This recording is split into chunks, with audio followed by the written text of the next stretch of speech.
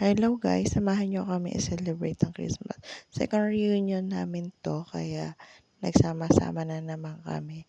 So, ito ang side ng aking mother. Sine-celebrate namin 'to every Christmas. Pandalawas Christmas na namin 'to sine-celebrate ang reunion ng Apollonia. Kaya kami-kami lang na ni Lola Apple at mga anak ni Lola Apple, yun lang ang ngayon nagse-celebrate. Last year nandun kami sa first born ni Lola Apple, kaya nasa bundok kami. Walang video yun guys, kaya ayun lang ako nakapag-video ng ganitong Christmas namin. Sama-samang kumakain, sama-sama isine-celebrate ang Christmas. Kahit magkakaibang lugar kami, nagsasama-sama kami. Alam niyo yun, yung isang araw lang na masaya kayo, pero goods na yun. Andyan yung mga kamag-anak nyo, handang magbigay kung ano meron sila. And then, handang kahit wala naman silang dala, okay lang sa amin yun. Kasi nga, reunion to, walang puwera-puwera. Kasi mas marami naman, sure, na dadalhin yung iba or yung na mismo paggaganapan is marami naman talagang handa. Pinakamaganda rin sa parts na 'to, nagkakakilala ang magkakamag-anak, and then alam niyo yun, yung mga dating tampuhan niyo nagkakawala-walaan dahil nga may ganitong reunion. Kahit isang araw lang kayo magkita-kita, napagkakaunawaan niyo, lalo na yung sabi ika ni ganito, sabi ni ganito. Dahil magkakamag-anak kayo, makikita niyo yung totoong nangyayari at mapag-uusapan niyo yung mga usapang hindi niyo nasasabi sa isa't isa. Alam niyo yun, yung ang hirap-hirap ipadama sa ibang tao na kapag may mga problema, syempre may mga taong nagkakaroon ng problema sa isa't isa. Kahit magkapatid man kayo o maghipag kayo, may problema pa rin kayong napagdadaanan.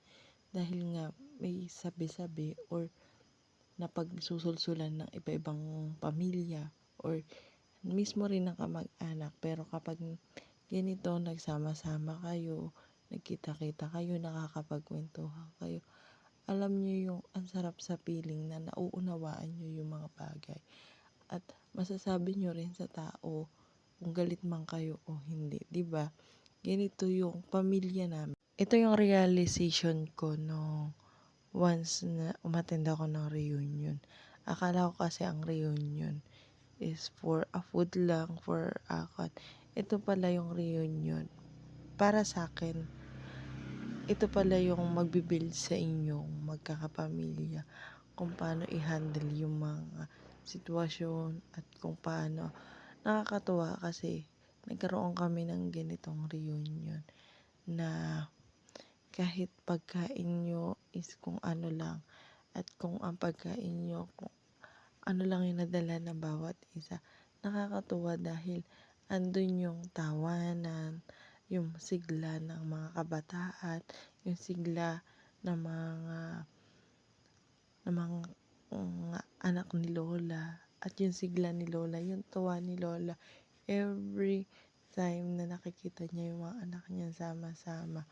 Hindi man kumpleto dahil may, hindi ko sinasabing pinupuwera or hindi ko sinasabi na ayaw niya sumama. Pero for me kasi, kung gusto mong sumama sa isang reunion, gagawa at gagawa ka ng paraan, 'di ba po? Kaya po ito ay sinasabing reunion, isama-sama po ang magkakapatid na anak nung pinagse-celebrate, hindi po para po sa kung saan lang. Ang point is, wala man tayong pera, wala man tayong madala that time.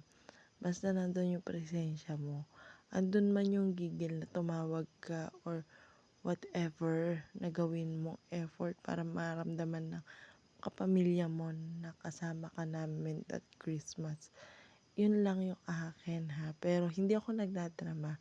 Pero thankful ako kasi Nung December 25, masaya kami nagsasama-sama tuwing hapon. Tuwing hapon ginaganap namin ang reunion. December 25, kahit pa second time pa lang namin 'tong ginagawa. Nakakatuwa dahil yung mga kabataan ng aming pamilya is gigil sila sa Christmas.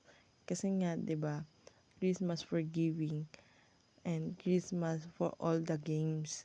Maraming mga games pero alam ko next year magkakaroon din tayo ng pondo sa mga ating pag-games. Fast forward, inililipat ko yung camera dahil nga madilim pala yung setup ng ate ko. And then, ayan yung nanay ko, kumukuha siya ng sopas.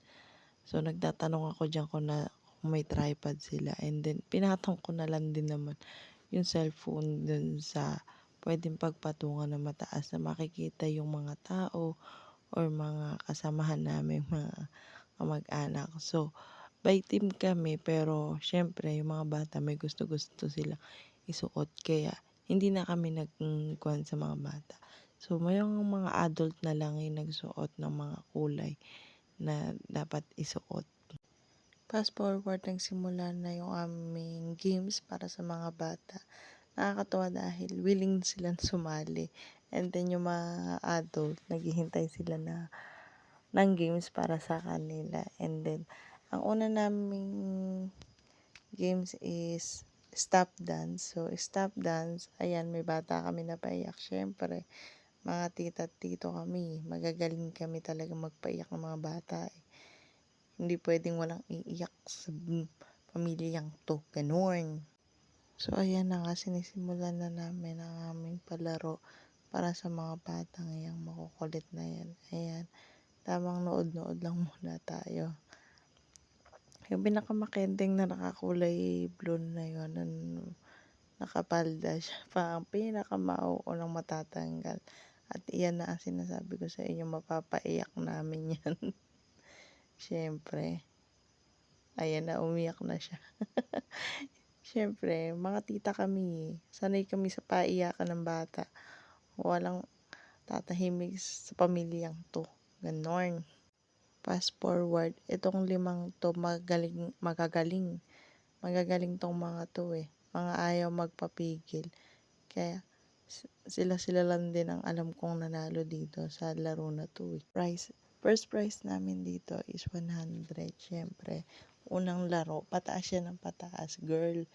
Yun nga lang, talagang kailangan natin ng gigil. Gigil dito mga batak to, kaya sila lang din nanalo. So, dito nga in second game namin to, ang larong to. So, nakalimutan ko na itawag dito. Bahala na kayong alam niyo naman kung ano yung laro na yan, pang matandaan ng laro yan. So, unang game is 2 agad ang tanggal. 2 agad ang tanggal dyan dahil nga yung mga yan unprofessional sa mga laro. So, 2 lang ang nanatili, 2 team ang nanatili. So, ang nagbibideo na dyan ay ang aking pinsan.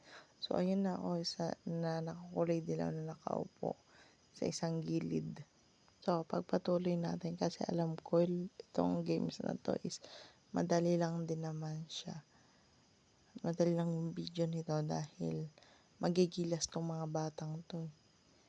So, yung mga batang to is mga pamangkin namin sa aming mga ate-ate, mga anak ng tita ko, ng firstborn ni Lola Apple. So, ayan, sisilipin niya yan ni ate kung may matatanggal sa kanilang 2 team. Siyempre, mga ayaw magpatalo, ayan, hindi pa rin sila natanggal. So, ipatutupi uli yan ni ate and then hanggang sa lumiit yan hanggang kung sino na lang ang matitira sa kanilang 2 team. Team boy ba o team girl tayo ngayon dyan. Kasi ayan, at paunahan na naman sila. Parang stop dance din 'to, pero may papel nga lang sila natutungtungan. Iba kasi ang stop dance sa ayan. Natalo mo na nga dito ang mga team girl natin dahil hindi kayang buhatin yung isang girl. Ayan, nagkabuwalan na. So, ayan, ang nanalo dito sa palaro nating to ay ang team boy. Partida yan guys, mga ayaw pa niyan sumali, pero sila pa yung nanalo. Nanalo silang tag 50. Ayan, yabang no. So, ito yung third na palaro namin. Ang kailangan umikot ng 10 beses ng bata, and then pupukpukin niya yung itlog na nasa harapan nila habang may sumisigaw kung kaliwa kanan. Yan lang naman ang rules niyang laro na yan. And then mananalo sila na 150 pesos. Sa isang itlog, 150. So, isang bata lang ibig sabihin yun. Kaya, bahala na sila kung sino mananalo, ganon. Ayan, unang-una ang anak mong nagpapaikot, bokya yan sigurado. Unang contestant, bokya. So, ayan, magulo. Magulo, hindi daw niya makita kung saan na. Ayan. Kinukampanya yung mga boses ng mga nagsasalita. So, hindi naman niya maintindihan, kaya umupo na lang yan. Uupo yan. Tapos, pupukpok. Wala ang itlog. So, ito naman susunod natin. Binigyan pa ng tip talaga. Pinahakbang pa niya. Ayan. Pahakbangin pa niya. At iyan na rin ang makakakuha ng 150 niya. So, ayan. Anak yan na ditching early. So, pinaka-ditch sa amin. Magkakamag-anak. Pinaka-ditch sa aming batch namin magpipinsan. Ayan. Yan ang kanyang bunsong anak na lalaki. So, tuwan-tuwa ang nanay, syempre. Ikaw ba naman manalo ang anak? Ayan. Makikita nyo ang nanay niyan, talaga namang masayang masaya.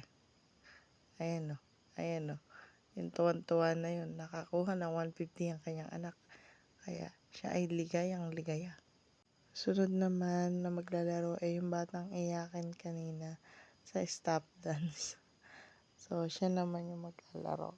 So, sigaw ng sigaw yung papa niya na go, fighting para makuha niya yung 150.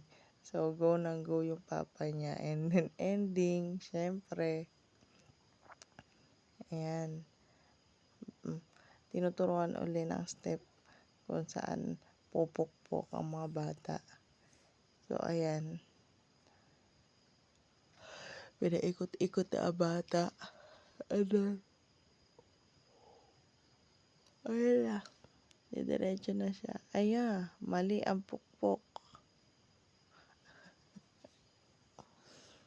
Inilayo nung mama daw niya kasi. So, si mama niya ang may kasalanan, hindi yung nagpapalaro, yung mama niya. Ayan, minomostra pa nung daddy niya kung nasaan yung itlog. So, maganda rin tong laro na to, yung pukpukan ng itlog, kasi nakakatotoo yung sigawan ng mga nanay kung paano mananalo yung anak nila. Kasi syempre, hindi mo nakukanin yun Ano yung kapag nanalo ka, ayun na yun So, yan naman na yung, I think, si ate yung huling makakakuha ng anak yan ng, ayun, yun, may hawak sa kanya. Anak mo yan ni Ate Grace. So, ayan. Syempre, kalkulado na yung pero syempre, depende pa rin yun sa tricks nung bata. So, tuwan-tuwa yun nanay, hindi na mapakali kung ano gagawin niya. Tuwan-tuwa kasi may 150 na at hindi daw siya mag-aabono. And then, yung mga natira is binigyan na lang ng consolation prize. And then, eto na po pala yung nakakulay white. Yan ang pinagdidiriwang na. And then, ayan na yung mga apo niya. Yun lang. Thank you for watching.